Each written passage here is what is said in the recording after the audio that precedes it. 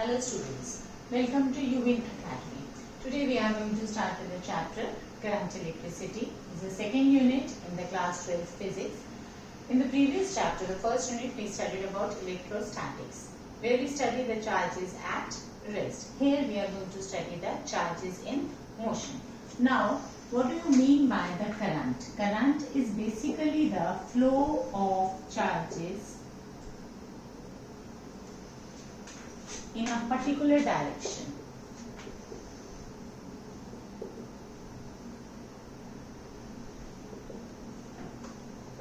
To be very precise, the current is rather the rate of flow of charges in a particular direction.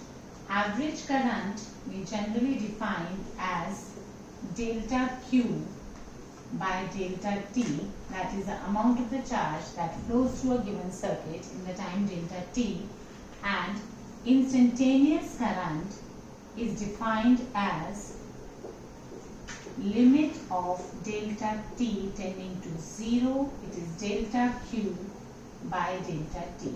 Now before we study what is current, practically we need to first of all study the conditions when the current can be made to flow in a given circuit.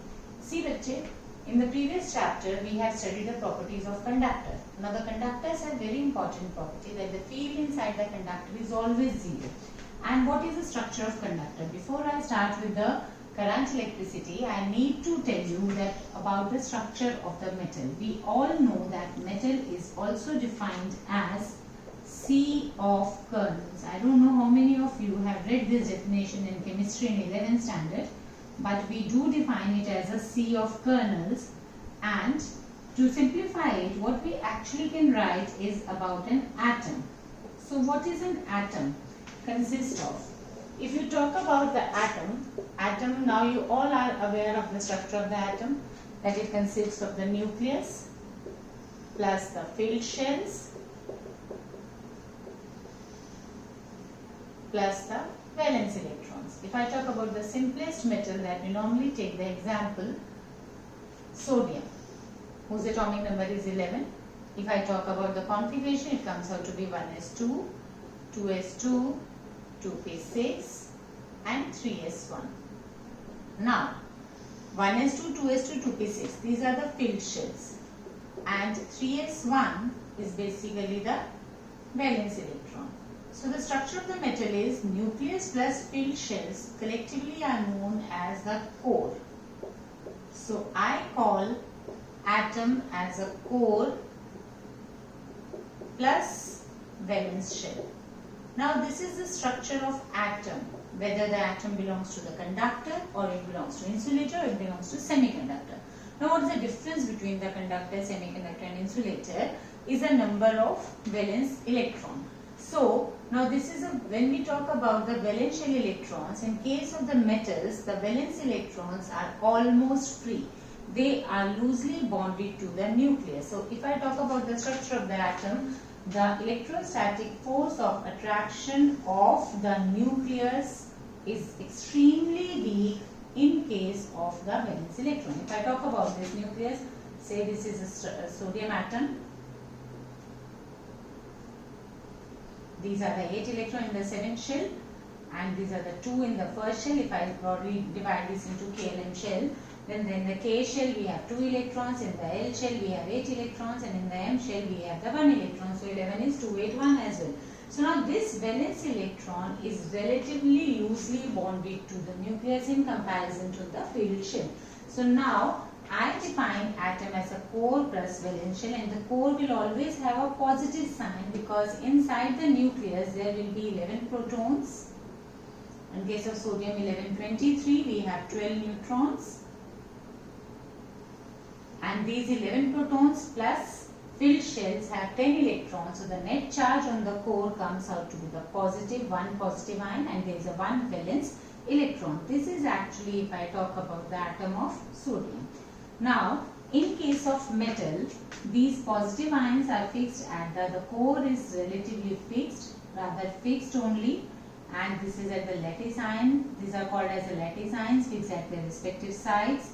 and the valence electrons are relatively free, and in the general language we say they are free to move inside the body of conductor. So these electrons are free to move inside the body of conductor except at absolute zero. The thermal velocity of the electron is going to be zero only at the absolute zero, that is a 0 Kelvin, and at room temperature there is almost 300 Kelvin.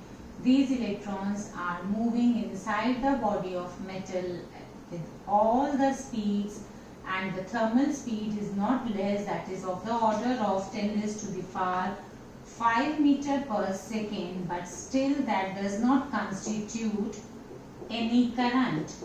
The reason being they are randomly moving in all the possible direction, collide with each other, cancel out the effect of each other.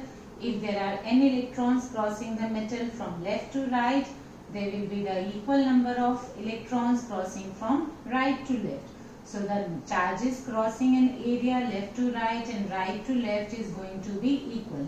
If they are going, I am just making the random speeds. You can see the direction. If one is up, the other is down, one is positive, another is negative, and so on. So like this, we have the distribution of electrons. They are randomly moving in all the possible direction, but the average thermal velocity of electrons inside the metal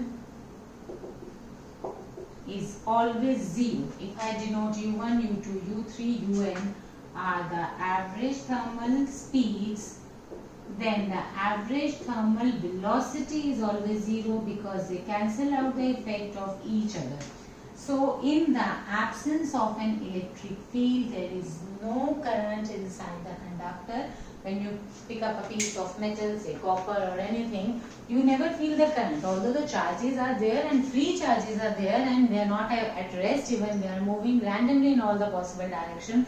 But these charges, being at the room temperature, move in all the possible direction, and the average thermal velocity comes out to be equal to 0. And you will be even you should know that the even lattice ion is not fixed at room temperature. They are also vibrating, but they are fixed at their sides. So they vibrate simply harmonically about their mean position, back and forth or to and fro, but they do not constitute any current. The lattice ion is otherwise also fixed and it cannot move.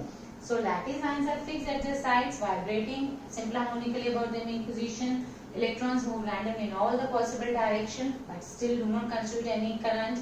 And if I apply a field across it, this is the structure to which we call the sea of kernels.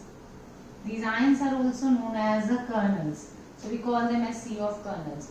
Now if you apply an electric field across it, say two metal plates we have kept, one positively charged, another equal and oppositely negatively charged, so that the electric field is this. But inside, when you keep a metal inside the electric field, the redistribution of the electrons will take place in such a way that one end will become relatively positive, another end will become relatively negative, but the net field inside the conductor will still be equal to 0. I am not deleting this, I will just make another figure. For the, you know that the field inside the conductor in electrostatics, we have studied this property that whenever we keep the metal inside the electric field, it gets polarized. If this is the electric field, then this end becomes relatively negative, it becomes polarized. Here the negative charges accumulate, here the positive charges accumulate. The polarization might take place, but the field inside and outside will be equal and opposite. So this is EP, and the net field E0 minus EP becomes equal to 0. So the field inside the conductor comes out to be equal to 0. This is E0, this is EP. The E net inside the conductor has to be equal to 0. You can draw this figure as well. You have already studied when we study the capacitor. This structure must be clear to it. So everybody is clear, you are able to see it. So now we come to that. Now if we want that the current should flow, what are the conditions that we, because if you have applied only the electric field, we know that still the field inside the conductor comes out to be equal to 0. There is no flow of current. So current electricity means the first condition is that we need to maintain the current. So what is the condition that we should have in order to maintain the current in a circuit, or if you keep a metal plate or cylindrical metal conductor and apply an electric field, then is it possible that the current should be there? So now, for that, the first thing is the circuit, the conditions for the steady current.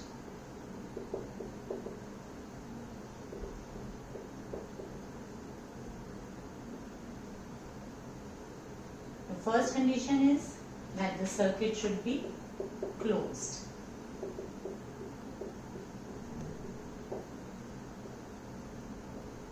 The second condition is there should be a source of EMF. EMF you all must have read. This is known as electromotive force. The force, it is actually not a force. We'll discuss the EMF separately. But this is the source which provides a proper potential difference to the conductor, because in case we want the current to flow, we need to give some direction to these electrons, and for that we need to give a source of EMF. The name force is misnomer, but we call it as a force because it is the force, rather this battery determines the direction of electron. Electromotive force, which gives a motive to the electron to move in a particular direction. So, and these are the two conditions. And then another thing that is there, that inside the circuit there should be a portion where the charge will be required to move from low potential to high potential. So now this is a thing that we need to understand. I am denoting capital E for the potential, EMF with the cursive E, electric field is a normal capital E. So now, what does it mean? That inside the circuit there should be portion where the charge will be required to move from low potential to high potential. Thing is that whenever you take a conductor, suppose this is a conducting slab or cylindrical conductor whose area of cross section is A and whose length is L.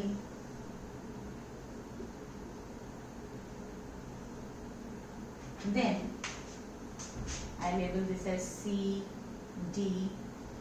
So now what will happen? There are free electrons inside the metal which are randomly moving. I am drawing only the electrons, not the core or the lattice ion. So these electrons are randomly moving in all the possible directions. So what you are required to do is that we want to maintain that a current should flow through this conductor. Constant current, steady current means a constant current, not the instantaneous, just the transient current, because the transient steady current means continuous current. A constant continuous current is known as a steady current. Because in the electrostatic, when you charge the capacitor, there also the current flows, but that is a momentarily current which flows to the battery, charges the capacitor. That is a transient that hardly takes even a fraction of a second. Now, what happens when you connect this conductor with the battery? What is going to happen?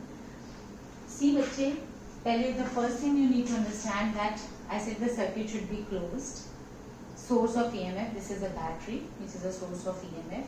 And now we say that inside the circuit there should be a portion where the charge will be required to move from low potential to high potential. What do you mean by this? Here we need to understand that the charge by itself, and whenever we say the word charge, we always mean the positive charge. Although there are two types of charges, positive and negative, but until and unless specified, whenever we say the charge, that charge has to be the positive charge. So positive charge by itself will always go from high potential to low potential, that is towards the negative terminal. But if you want it to move throughout the circuit, if you want a constant current, if you want a steady current, then what is required is that, see, if I talk about now, one very important thing you need to remember is that actual charge carrier inside the metal are electrons. They are not the positive charges, they are the negative charges. And when we define the direction of current, we say the direction of current is the direction of positive charge. Now there is a history behind this. Actually the sign of the charges was discovered later on. It was discovered later on that the actual charged particles are electrons which are negative charge, and the direction of current was defined before only. So the whole literature would have to be changed. So now what we say that the direction of conventional current is the direction of positive charge. Conventional current is no other current. It is the normal current that we talk about. So the direction of current is the direction of positive charge, and the carriers that move inside the conductor, they are the negative charges. So you need to separate these two things. Either you talk about the motion of electrons or you talk about the positive charge. So when I say that the charge by itself goes from high potential to low potential, I am not talking about electron, I am talking about the positive charge. And when the electron will move, electron by themselves will never go towards a low potential. They are negatively charged, so they won't move towards a negative terminal. They will move towards a positive terminal. So now let us suppose either you consider the electron as a charged particle and the direction of current is opposite to the flow of electrons. And we will discuss about the direction of current also in great detail. So now what actually happens when these charges are moving towards the positive terminal? Let us suppose that the positive charge goes from C to D to the electron, to the negative terminal. Now when this reaches at this negative terminal, here it will start accumulating. If I talk about the positive charge by itself will go from high potential to low potential on its own. Or if I talk about the electron by itself will go from D to C to the positive electron.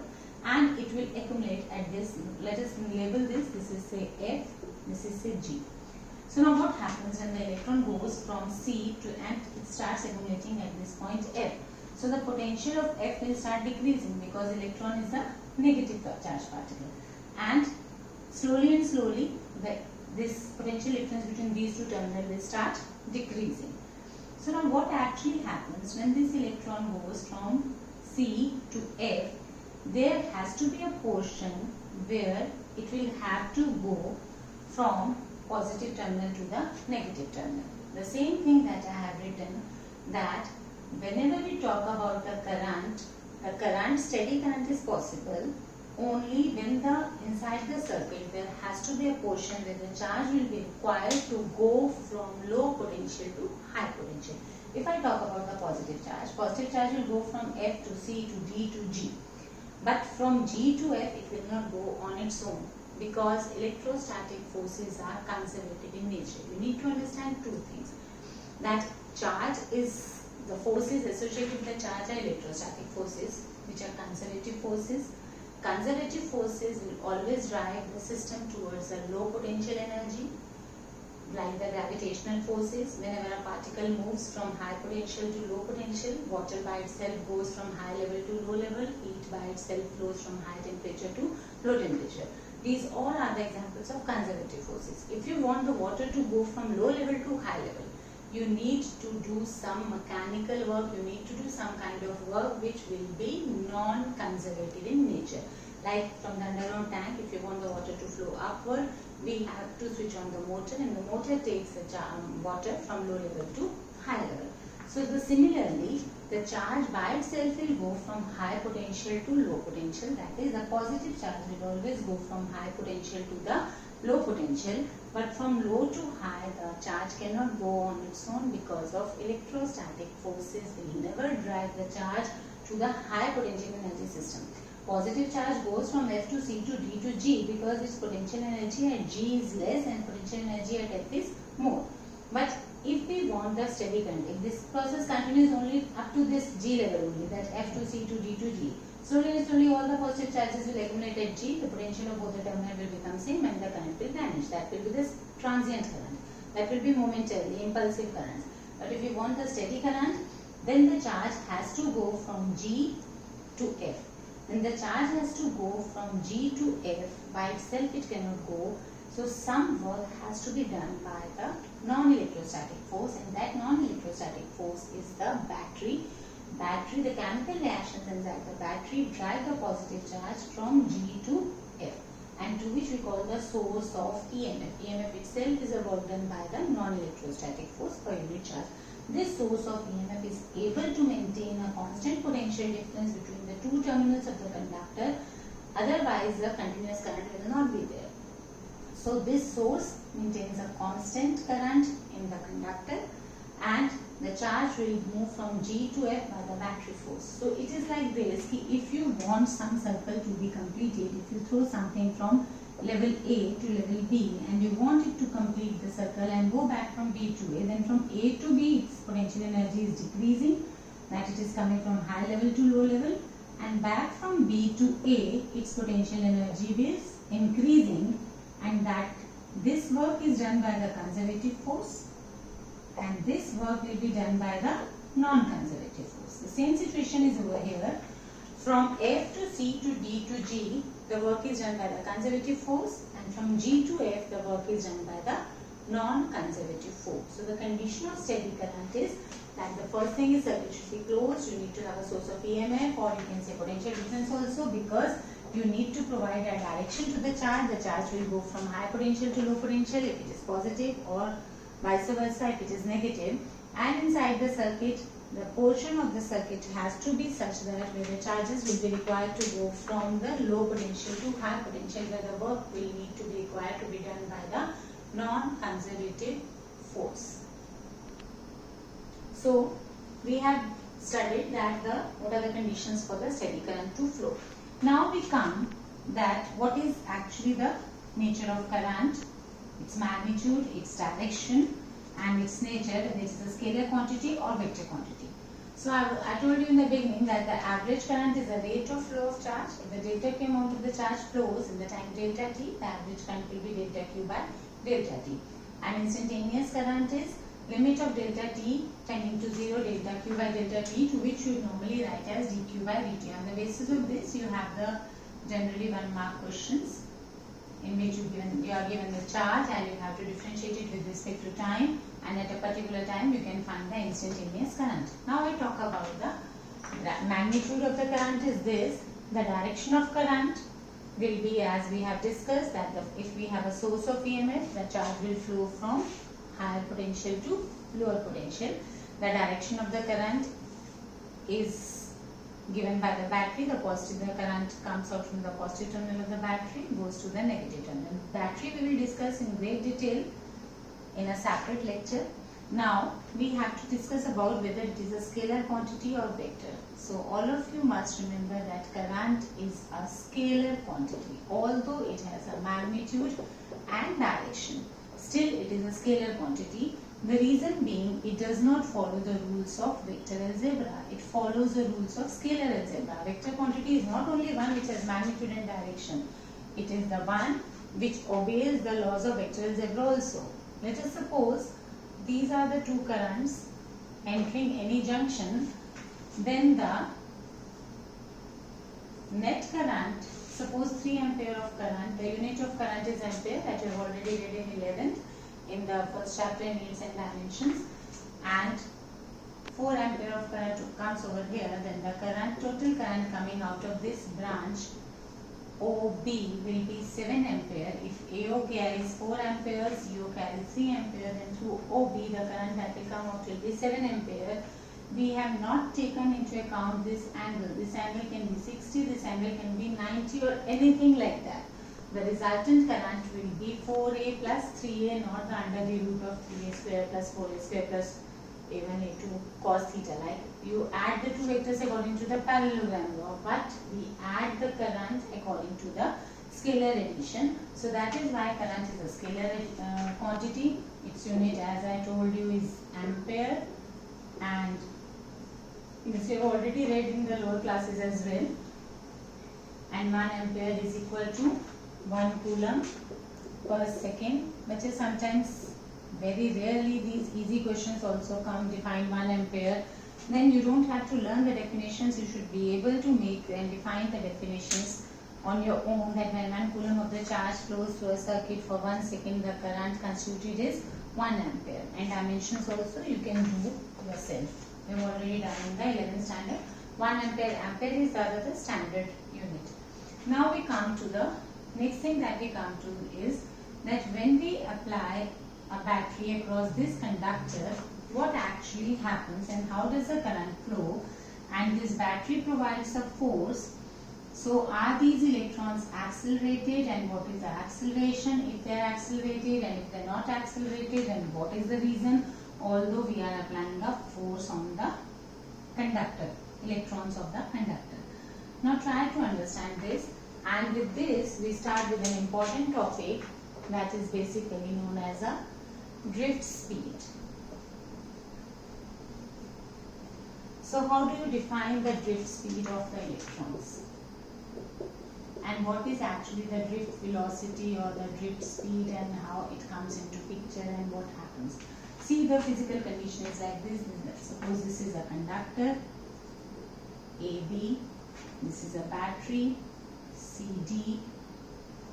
So the battery has a two terminal, one is a positive terminal, another is a negative. Negative, this symbol is, this is a small size electrode, this is larger size.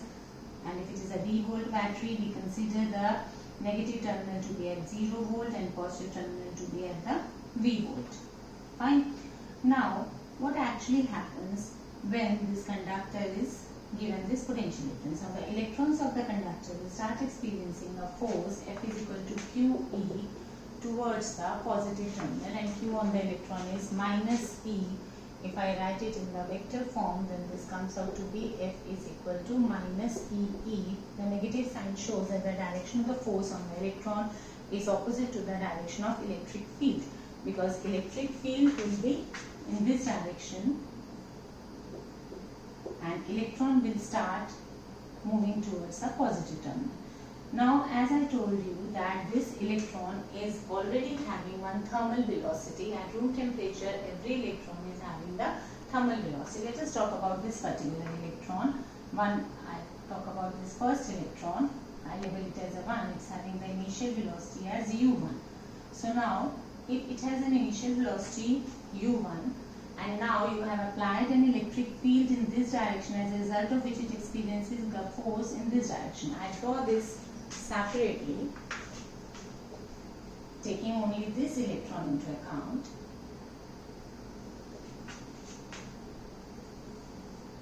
This is the electron 1, to which I have labeled over here. You can see this in red. This is its u1, and an electric field is existing in this direction, and now the force F is in this direction. So if I talk about this force is equal to minus E into E. And what is a force? Force is also equal to mass into acceleration. So this force exerts an acceleration of the electron, as a result of which its velocity will change. Thermal velocity was u1, so v1 will be equal to u1. If we normally use v is equal to u plus at. Is a normal equation where the t is the time for which this electron will be accelerated. So I write u plus a into t. In place of t, I am writing this symbol known as tau1. Tau. And we denote it as tau1 for the first electron. Now what is acceleration? So acceleration here will be equal to u1 plus e upon m. I am writing only about its magnitude into tau1. This is the velocity of first electron. Now we need to discuss what is this tau1 and why this electron is not accelerated throughout, and why and how long has it been accelerated. Now what happens when this electron starts accelerating towards here it comes across a lattice sign. So you can see this is a lattice sign, because this electron is not a free electron. This electron is inside the body of a metal, and the metal has a ion also. So now the moment this electron starts moving towards the positive terminal of the battery, it comes across a lattice sign, collides with the lattice sign, loses all its acquired energy, and again starts afresh. The situation is like this: ion is very heavy and electron is very light. If you throw a ball on the wall, what actually happens? A collision takes place and the ball bounces back. So similar situation is there, that although it had some initial velocity, it was moving randomly in all the possible directions, was moving like this. Had this field not been there, it would have moved here, collided with iron, again started fresh, and like this it would have moved because of the temperature only. But now it is under the influence of an electric field also. So these are the two vectors which should be added, u1 and f means this is basically a, I shall say. The term that we are adding is a into tau. So this A into tau is another vector. These are the two vectors. You get the resultant velocity as a vector sum of these two. Now this collides with the lattice ion, loses all its energy. Had this electron been free, no lattice ions would have been there and could have immediately moved towards the positive terminal. But now this is inside the body of conductor. It collides with the lattice ion, again starts afresh. Let us suppose it collides with this lattice ion. Now again it will start afresh and start afresh with some another thermal velocity, again get accelerated. Suppose now this is the resultant velocity, it gets here. Now again it will be acted upon by the acceleration. This is now u dash, and again it will collide with some another lattice ion and again start afresh like this and so on. So as a result, the motion of the electron is not accelerated. The moment it starts accelerating towards the other terminal, it collides with the lattice ion, loses all its acquired energy, again starts afresh, again gets accelerated towards the positive terminal and so on. So the situation comes out to be like this if I present this. So it will be like this, it started like this and the zigzag path is there. So instead of getting accelerated, it gets accelerated, again loses energy, again gets accelerated, again loses energy, and its path is somewhat undefined. Zigzag is also not so symmetric zigzag, but it will be slowly and slowly drifting towards the other terminal.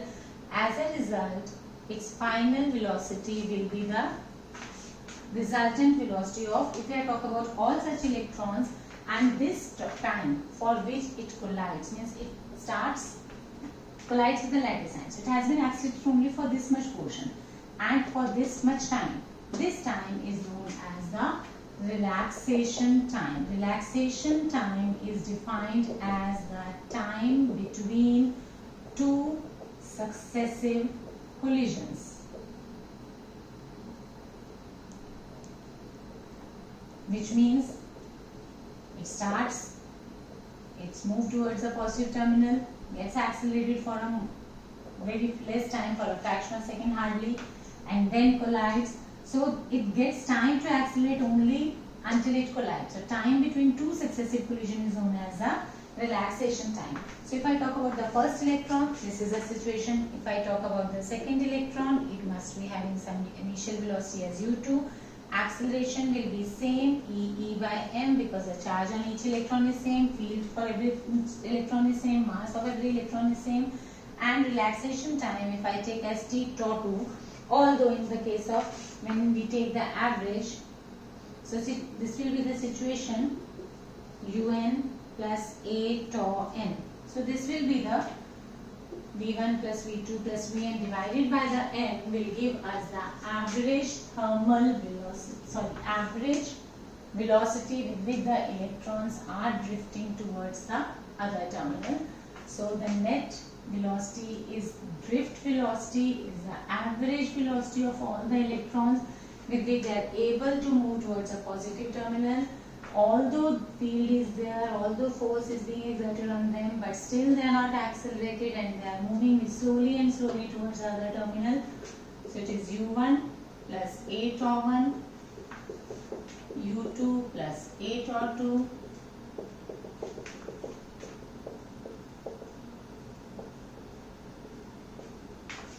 the whole divided by n is the average velocity. So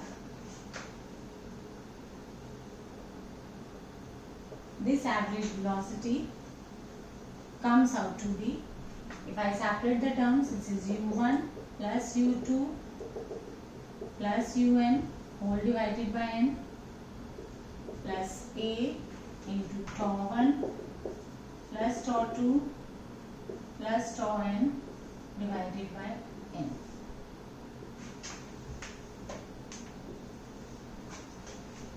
And this is the average thermal velocity, which we know has to be equal to 0, because this never contributed to the current, it never contributes to any directional motion of the electron, this is a random motion. So we get drift velocity as a, and to this we call as the average relaxation time. Tau 1 plus tau 2 plus tau n whole divided by n comes out to be average relaxation time, which has to be same for all the electrons, because the conditions provided to all the electron is more or less the same. Because the crystal is symmetric, and inside the metal, the probability of collision of all the electron is same. The environment that they are getting, all of them are same. The time taken by one electron to collide with the lattice ion will be more or less equal to the time taken by the second electron. Howsoever, their thermal velocities may be in the different direction. Like this is any electron which is moving in this direction, you give the acceleration in this direction, but after colliding with the lattice ion, it will again start afresh and again move in some other direction like this. So this process continues, and ultimately we get the Vd comes out to be equal to A tau.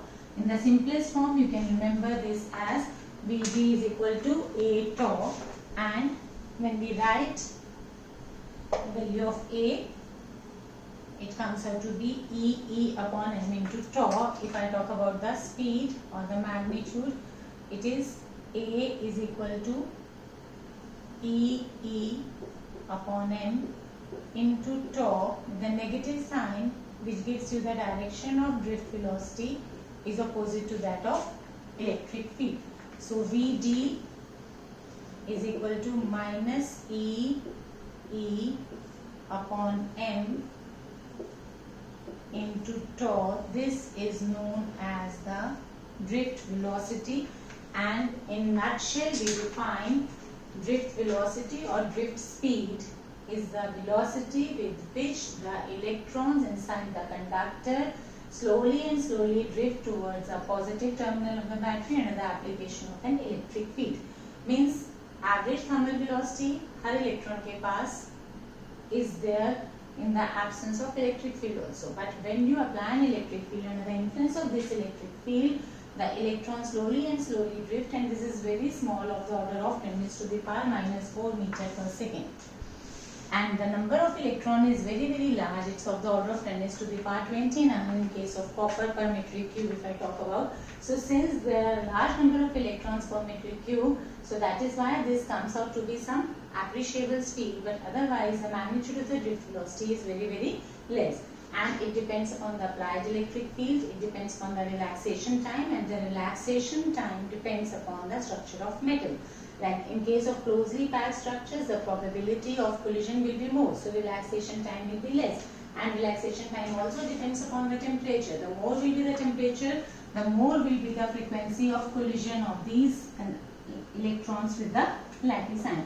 But ये आपको एक concept समझना है कि when the electrons are moving towards a positive terminal of the battery, so they collide with the lattice ion, and lattice ion भी rest पे नहीं है, they are also oscillating and electron is also moving. So this relaxation time is inversely proportional to temperature. If temperature is high, the probability of collision will be higher. And if probability of collision is high, why probability of collision is high? The reason being the amplitude of oscillation of the lattice ions will be more. The lattice ions will be vibrating with the greater amplitude. So these are the lattice ions. Suppose if I draw a structure at the less temperature, the amplitude was up to here. So if the electron would have crossed here, it would not have collided. But when you increase the temperature, the amplitude of oscillation increases. Now if it is oscillating like this, now the probability of collision will also increase. So when the temperature is more, probability of collision is more, so relaxation time is less. Relaxation time is the time between two successive collisions, the time they get to accelerate between the two collisions. And the second thing is, it depends upon the structure. Tau depends upon the structure. If the structure is closely packed, like we have studied in chemistry, you have the FCC, BCC, SCC. So simple cubic is basically the loosely packed structure, and the FCC is closely packed structure. So if this will be closely packed, the probability of collision will be more. You can also simplify it to further. You can write E as V by L also. So it is minus EV by ml into tau. So this is about the drift speed, and we will continue from here onward in the next video.